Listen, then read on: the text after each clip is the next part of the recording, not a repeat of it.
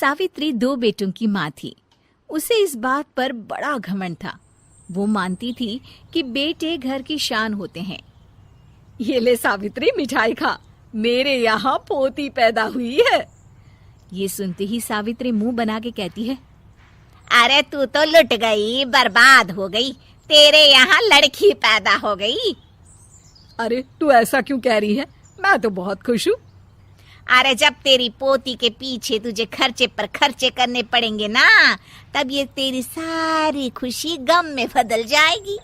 पहले लड़की की पढ़ाई लिखाई का खर्चा, फिर उसकी शादी का खर्चा। अरे आजकल की शादियाँ कितनी महंगी हो गई है। गहने बनाओ, लाखों रुपए पानी की तरह बह जाते हैं। लड़कियाँ तो सिर्फ खर्चा करवाने के लिए ही पैदा होती हैं। इस तरह लड़कियों के प्रति अपने विचार व्यक्त करते हुए सावित्री ममता को लंबा चौड़ा भाषण देके चली जाती है। अब तो आप लोग इस कहानी में सावित्री देवी का पात्र अच्छी तरह समझ ही गए होंगे। कुछ समय बाद सावित्री की बड़ी बहू भी एक लड़की को जन्म देती है। फिर क्या था, सावित्री पूरा आसमान सर पर उठा लेती है। हे भगवान, ये तू मुझसे किस जन्म का बदला ले रहा है? अरे मैं तो मंदिर में रोज आकर तुझसे कहती तो थी कि मुझे एक पोता चाहिए, और तूने मुझे पोती दे दी। इतनी मिठाइयाँ और प्रसाद चढ़ाने का क्या फायदा हुआ? तभी सावित्री की बहू निशा कहती है, क्या माँ जी, आप भी इतनी सी बात पर नाराज हो गई हैं?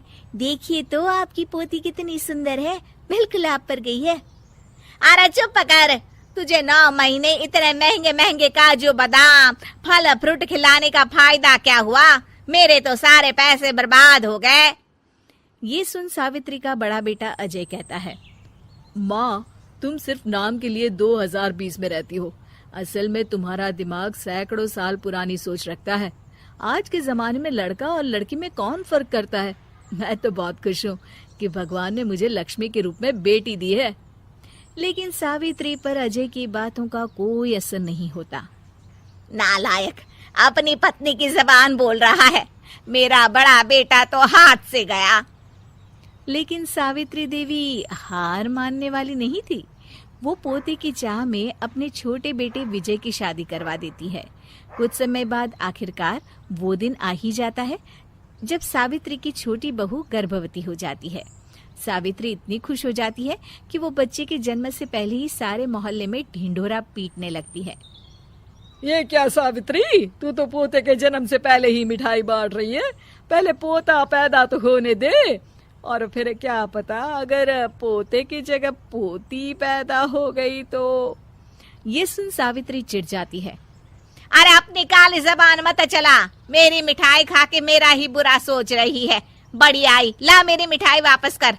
देख लेना, इस बार मेरे यहाँ पोता पैदा होगा, पोता। लेकिन ठीक इसका उल्टा होता है। सावित्री की छोटी बहू भी एक लड़की को जन्म देती है। सावित्री फिर से रोना धोना शुरू कर देती है और अपनी छोटी बहू को कोसते हुए भला बुरा कहने लगती है। देखते ही देखते ये सावित्री की रोज की आदत हो जाती है। एक दिन उसकी इस आदत से परेशान होकर विजय अपने भाई अजय से कहता है, भैया, माँ खुद एक औरत होकर हमारी बेटियों को पसंद नहीं करती, उल्टा उन्हें रोज कोसती रहती है। मुझे माँ की यह आदत बिल्कुल पसंद नहीं आती। अरे तू ठीक कहता है, मैं भी अब माँ से तंग आ गया हूँ। अच्छा, तो अब तुम दोनों इस तरह पीठ पीछे मेरी बुराई भी करने लग गए हो? नहीं माँ, हम चाहते हैं कि घर में शांति बनी रहे। हमें हमारी बेटियाँ बहुत प्यारी है। मैं नहीं चाहता कि वह तुम्हारे ताने सुन सुन कर बड़ी हो, और इसीलिए हम दोनों ये घर छोड़कर चले जाएंगे। हाँ माँ, मैं भैया की बात से सहमत हूँ। जब तुम इस घर में अकेली रहोगी तब तुम्हें अपनों की कीमत का एहसास होगा। अपने दोनों बेटों के मुंह से अपनी माँ के लिए इतने कठोर शब्द सुन सावित्री भावुक और रुआंसी होकर कहती है, क्या सच में तुम दोनों मुझे इस घर में अकेली छोड़कर चले जाओगे? हाँ माँ।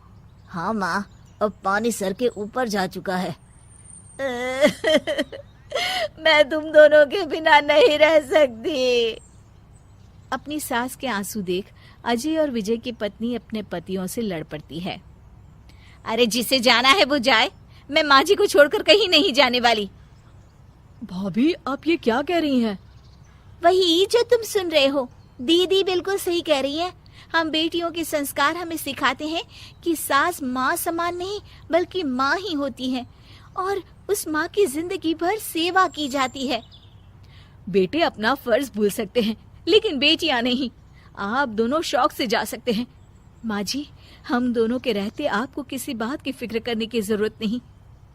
फिर क्या था, सावित्री के ऊपर छाए बेटों के घमंड के बादल उसकी बेटी स्वरूप बहुओं के तेज के आगे आंसू के रूप में परिवर्तित होकर सावित्री की आंखों से बहने लगते हैं और वो उन दोनों को गले लगा लेती है। मैं जिंदगी भर बेटियों को कोसती रही, लेकिन आज तुम दोनों को देख मुझे समझ आ गया कि बड़े अभागे होते हैं वो लोग जिनके घर बेटियां नहीं होती।